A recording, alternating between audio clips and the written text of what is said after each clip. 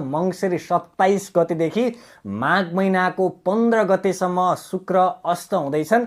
शुक्र अस्त हुनुभन्दा 3 दिन अगाडि शुक्र अस्तको सूतक काल आरम्भ हुन्छ।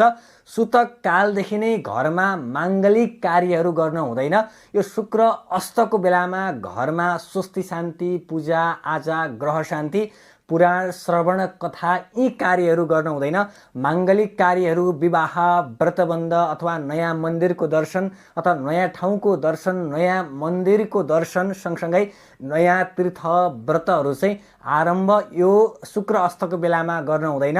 विवाह, व्रतबन्ध यी कार्यहरू पनि चाहिँ विशेष यो शुक्र अस्तको बेलामा गर्न हुँदैन। नयाँ घर निर्माण, गृह वास्तु, गृह प्रवेश यी कार्यहरू पनि गर्न हुँदैन। जन्मोत्सव, अष्ट चिरञ्जीवीको पूजा पनि यो शुक्र अस्त भएको समयमा गर्न हुँदैन। अब गर्ने के भने अशुभ कार्यहरू जस्तै वार्षिक श्राद्ध पर्यो अथवा चाहिँ तिथिको श्राद्ध पर्यो, पितृ श्राद्ध पर्यो अथवा चाहिँ क्रियाकर्महरू चाहिँ तपाईँले यो शुक्र अस्तको बेलामा गर्नुहुन्छ।